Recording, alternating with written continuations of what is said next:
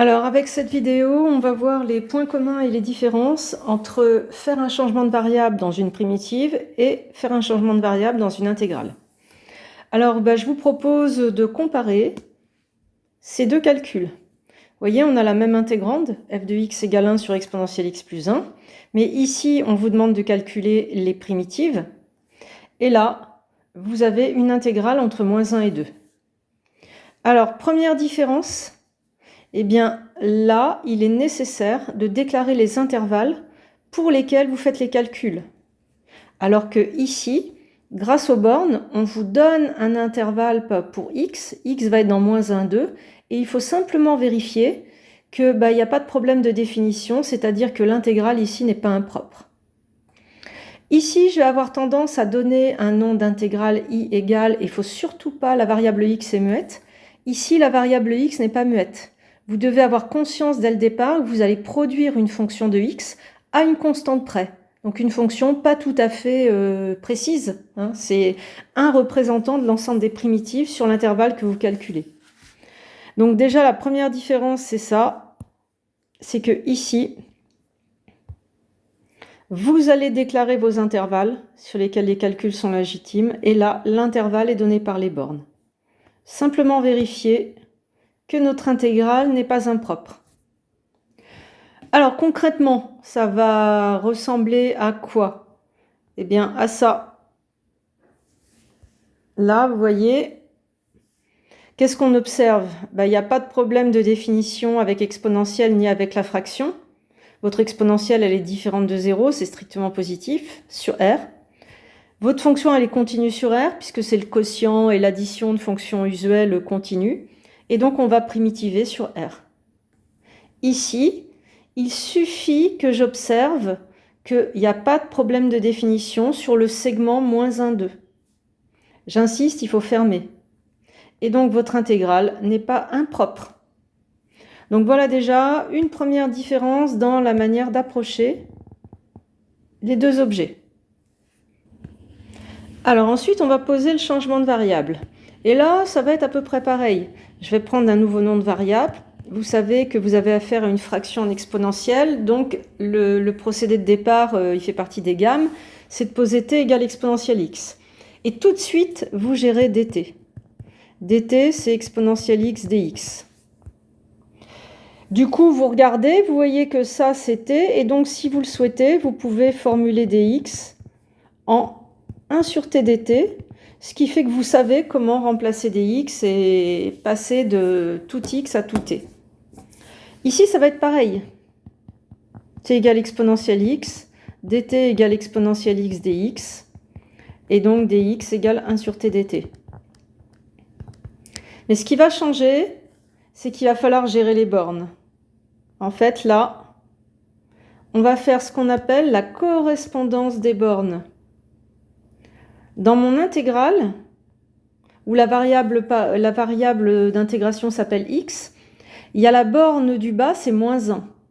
Donc c'est comme si le x min valait moins 1. Eh bien, il va lui correspondre une nouvelle valeur de t, c'est exponentielle moins 1, et qu'on mettra en bas. Parfois, dans la correspondance, la nouvelle valeur de t n'est pas la valeur minimale, elle est plutôt maximale, mais c'est pas grave. Ce qui compte, c'est la position. X est positionné en bas, t égale exponentielle moins 1 va être positionné en bas. 2 est positionné en haut pour x, il va lui correspondre positionné en haut, t égale exponentielle moins 2 d'après cette formule. Pardon, pourquoi j'ai mis moins 2? C'est t égale exponentielle 2. Excusez-moi, petite erreur d'étourderie. Voilà. Donc ça, c'est ce qu'on appelle la correspondance des bornes, et ça, c'est fondamentalement différent des primitives. Ensuite, que fait-on? Alors, on a observé que dx pouvait être remplacé par du tout en t, 1 sur t dt. Et là, on peut remplacer l'intégrante par 1 sur t plus 1. Donc, comme on peut passer tout en t, on le fait. Ça fait du 1 sur t plus 1. J'ai remplacé exponentielle x par t. Et dx, je le remplace par 1 sur t dt. Qu'est-ce que je fais pour mon intégrale? Eh bien, pour l'intégrale, non seulement je remplace le contenu exactement comme on le fait là, Donc 1 sur t, t plus 1 dt. Ça, vous voyez, c'est totalement similaire, ce procédé. Mais par contre, ce qui est très différent, c'est les nouvelles bornes. Là, vous avez vraiment une variable d'intégrale.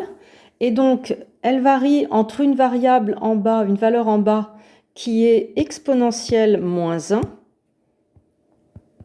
et la valeur du haut, qui est exponentielle 2. C'est la fameuse correspondance des bornes. Et ça, c'est très différent, évidemment, des primitives. Une fois que ce travail est fait, on regarde ce que l'on doit primitiver ou intégrer. C'est une fraction rationnelle, c'est pas un élément simple, c'est pas non plus une forme usuelle U' sur U, donc on décompose en éléments simples.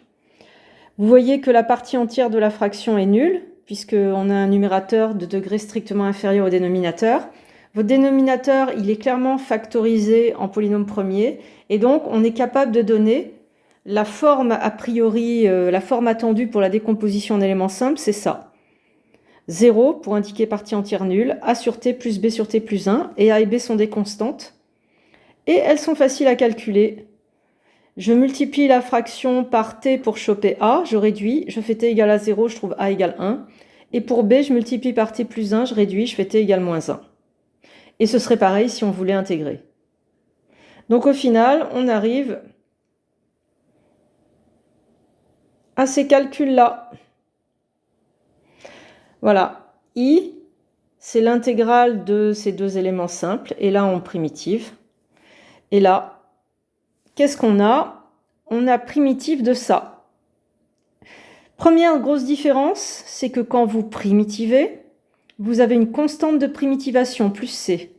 Vous voyez qu'elle n'est nulle part, parce que là, quand on calcule une intégrale, on choisit la primitive par défaut où la constante est nulle.